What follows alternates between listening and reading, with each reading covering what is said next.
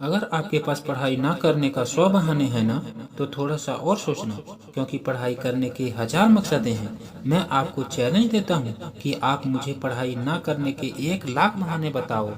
मैं आपको सिर्फ एक रीजन बताऊंगा पढ़ाई करने का, और वो रीजन आपको हमेशा पढ़ाई करवाएगा।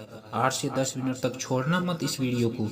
जो एक सबसे बड़ा कारण है जिसकी वजह से आपको पढ़ना चाहिए, that is your right to study. आपका अधिकार, your right to get success, पैसा कमाना, माँ बाप को ईयरली रिटायरमेंट देना, नाम कमाना, दूसरों से आगे बढ़ना, ये सब आपके अधिकार हैं जो आपको कोई नहीं बताता। अपने आप को अपने ही अधिकारों से क्यों दूर कर रहे हो?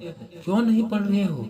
क्या आपका ये अधिकार नहीं है कि आप अपनी लाइफ को बेहतर तरीके से जियो, उस जिंदगी से बेहतर जो आपके माँ बाप ने आपकी खातिर मजबूरी में जी है? क्या आपका यह अधिकार नहीं है कि उस इंसान को झूठा साबित करके दिखाओ जो बोलते हैं कि तू नहीं कर सकता? क्या आपका यह अधिकार नहीं है कि आप अपने आप को खुद की नज़रों में प्रूव कर पाओ कि मैं खुद अपने एक बेटर वर्जन तैयार कर सकता हूँ? क्या आपका ये अधिकार नहीं है कि आपके पास भी कार हो, बंगला हो, सारी सुविधाएं हो, आप अपने माँ बाप की बुढ़ापे में अच्छी तरह केयर कर सको? और केयर करने के लिए आपको आज पढ़ाई के प्रति केयरलेसनेस से बाहर निकलना पड़ेगा।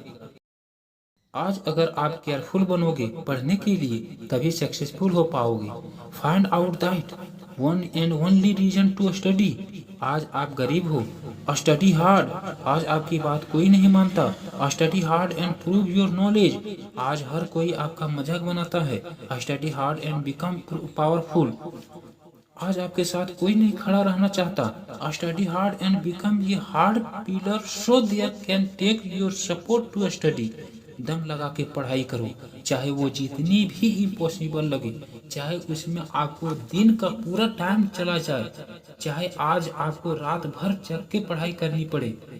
वो जो सक्सेसफुल होने वाली फीलिंग है ना, उससे बढ़िया फीलिंग और कोई नहीं है। जब बंदा सक्सेसफुल होता है तो उसके पीछे उसकी कई रातों की, कई दिनों की, कई महीनों की, कई सालों की मेहनत होती है। Find out your reason to study. क्यों क्यों पढ़ना है आपको? What is the reason? आप जैसा अपने बारे में सोचते हो वैसा बन जाते हैं। ये वरदान है इंसान को ऊपर वाले का। आप जैसा चाहोगे, जैसा सोचोगे, वैसा ही काम करोगे और वैसा ही बन जाओगे। अगर आप सोचोगे कि मैं नहीं पढ़ सकता, तो आप नहीं पढ़ सकते। अगर आप सोचोगे कि एस मैं पढ़ सकता हूँ, तो आप पढ़ सकते हो। अगर आप सोचोगे कि मुझे किताबें उठाते नींद आती है, तो आपको पक्का नींद आ जाएगी। यदि आप सोचोगे कि मेरी सपना जरूरी है मेरी नींद से, तो आपकी नींद दूर दूर तक भाग जाएगी। इस वीडियो को हर एक हिंदुस्तानी स्टूडेंट के साथ शेयर करना, और खास तौर पर उसके साथ जो बहुत सारी मुश्किलों के बाद भी मेहनत कर रहा है, आगे बढ़ने की कोशिश कर रहा है। और एक बात मैं हमेशा कहता हूँ, दुनिया में अपना नाम बनाओ। अगर आप इस बात को बेहतर तरीके से सुना है ना, तो आपके पास एक प्रश्न है, उसे बनाओ और प्रूव कर दो कि मैं पढ़ सकता हूँ। जय हिंद।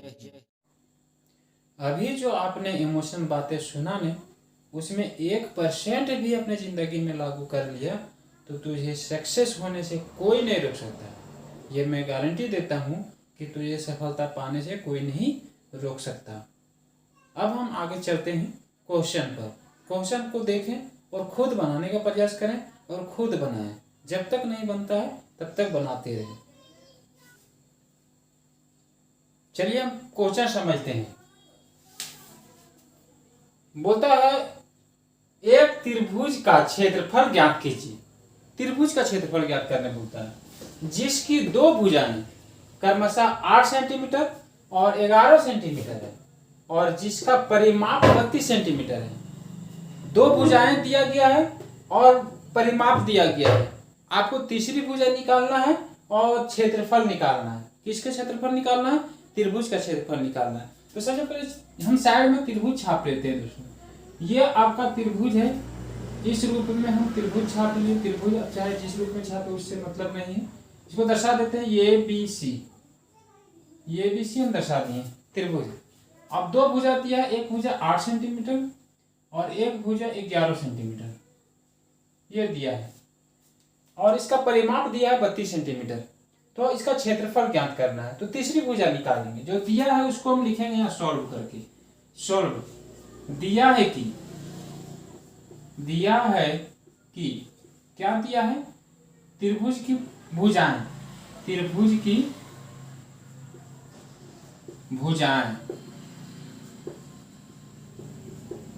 बराबर 8 सेंटीमीटर और 11 सेंटीमीटर, दो भुजाएं दिया है। तीसरी भुजा हमको निकालना है। तीसरी भुजा आप पाइथागोरस से भी निकाल सकते हैं, या तो आप जिससे भी निकालना है, हम दूसरे तरीके से निकालेंगे, बता देंगे आपको। परिमाप दिया है, परिमाप से निकालेंगे, ठीक है। तीसरी भुजा निकालना दोस्तों, तीसरी भुजा क्या निकालना, तीसरी भुजा। तो हम परिमाप में से दोनों भुजा का योग करके हम घटा देंगे, क्योंकि परिमाप तीनों भुजा का योग होता है। तो दो भुजा दिया गया है, तीसरी भुजा निकालेंगे, परिमाप से जो निकलेगा वही तीसरी भुजा होगा। 32 माइनस 11 और 8 19 होता है, ये घटाएंगे तो 13 बचेगा सेंटीमीटर, यानी ये तीसरी भुजा जो है 13 सेंटीमीटर निकल गया, तीनों भुजा निकल गया। अब इसका क्षेत्रफल निकालना है, जो बहुत आसान है। चलते हैं आगे, हम क्षेत्रफल निकालेंगे। त्रिभुज का जो क्षेत्रफल हम निकालेंगे दोस्तों, हेरोन सूत्र से निकालेंगे। यदि आप नहीं जानते हेरोन सूत्र तो आप देख रहे हैं बढ़िया से, और यदि आप जिससे जानते हैं उससे निकालेंगे। लिखेंगे हेरोन सूत्र से,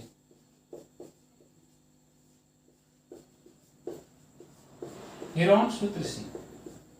तो हेरोन सूत्र में मेरा फॉर्मूला हम लगाते हैं हेरोन सूत्र का, तो वो होता है त्रिभुज का क्षेत्रफल बराबर, त्रिभुज का क्षेत्रफल बराबर रूट अंडर होता है एस, फिर एस माइनस पहली भुजा, फिर एस माइनस दूसरी भुजा बी, फिर एस माइनस तीसरी भुजा सी।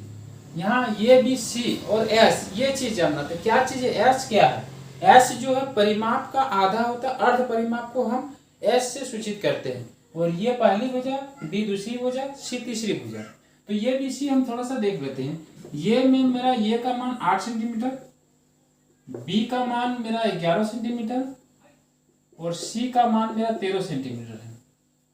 अब एस हमको निकालना है, तो अर्ध परिमाप, अर्ध परिमाप मतलब फुल परिमाप में 2 भागा कर देंगे तो जो बचेगा वही होगा अर्ध परिमाप, मतलब एस का मान जो होगा 16 होगा। हेरोन सूत्र में बैठाएंगे रूट अंडर एस में क्या बैठाएंगे 16, फिर 16 माइनस ये, फिर 16 माइनस बी 11, फिर 16 माइनस सी 13, घटाते हैं रूट अंडर 16 रहने देंगे, 16 में 8 जाएगा तो ये 8 हो जाएगी, फिर 16 में 11 हो जाएगा तो आपका 5 बचेगा, 16 में 13 हो जाएगा तो आपका 3 बचेगी। अब इसका रूट को हटाएंगे, रूट से निकालेंगे, हम साइड करेंगे। तो आप जानते हैं रूट से निकालने के लिए इसको तोड़ देंगे, हम 2 गुने 8 कर देंगे, 8 गुने 16, क्योंकि 8 पहले से मेरा था और 5 नहीं टूटता है, 3 नहीं टूटता है। देखिए 8 8 2 को मिल जाता है, तो मिल जाता है तो वो रूट से बाहर हो जाएगा। तो इसको रूट से बाहर करेंगे तो 8 रूट से बाहर हुआ, बाकी का जो नहीं मिल रहा है उसको गुना कर देंगे। 5 दूनी 10, 10 के हैं 30। तो ये जो मेरा आया वो त्रिभुज का क्षेत्रफल आया, यही त्रिभुज का क्षेत्रफल है जो कि हेरोन सूत्र से है। इसी रूप में बनाना है, बहुत ईजी था आपका, ये 2 नंबर का क्वेश्चन है। तो आगे की जो क्लास होगी उसे आप देखें, और मेरे वीडियो में यदि नए हैं तो उसे सब्सक्राइब करें और शेयर करें।